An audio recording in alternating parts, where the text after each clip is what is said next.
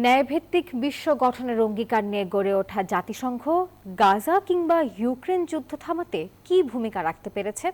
জাতিসংঘ দিবসে নতুন করে উঠেছে সেই প্রশ্ন।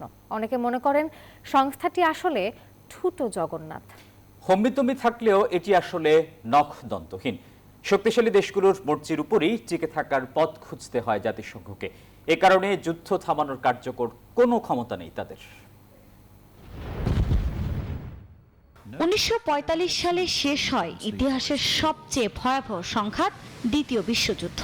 তখনও বিশ্ব রক্তাক্ত, বিধ্বস্ত ও অনিশ্চয়তায় ভরা।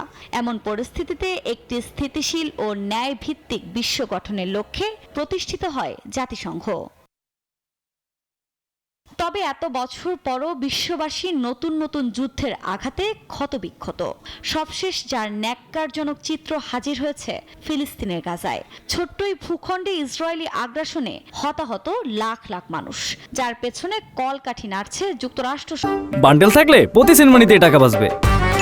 বিকাশ সেনমানি বান্ডেল কিনে জিতুন প্রতি লেনদেনে সহ পশ্চিমা বিশ্ব। ইউক্রেনেও ধ্বংসযজ্ঞ চলছে। এর পেছনে আরেক বড় পরাশক্তি রাশিয়া। প্রতিদিনই মিলছে হতাহতের খবর। এমন বড় দুটি চলমান যুদ্ধের মাঝে আবারও এসেছে জাতিসংঘ দিবস। আরও একবার প্রশ্ন উঠেছে, সংঘাত থামাতে জাতিসংঘের কি ক্ষমতা যথেষ্ট আছে? কোনো কার্যকর পদক্ষেপ না দেখে অনেকেই এই প্রশ্নের উত্তর দেন না, জাতিসংঘের আসলে কোনো ক্ষমতাই নেই। প্রতিষ্ঠার 8 দশকে নিজস্ব নীতি ও উদ্দেশ্যের পথে কতটা সফল জাতিসংঘ, তার হিসেবও নেতিবাচক দৃষ্টিতেই দেখেন বিশ্বের অনেকে। তাদের মতে সংস্থাটির কার্যকারিতা ও প্রয়োজনীয়তা নিয়ে নতুন করে ভাবনার সময় এসে গেছে, অথবা জাতিসংঘকে মুক্ত করতে হবে পরাশক্তি দেশগুলোর প্রভাব বলয় থেকে।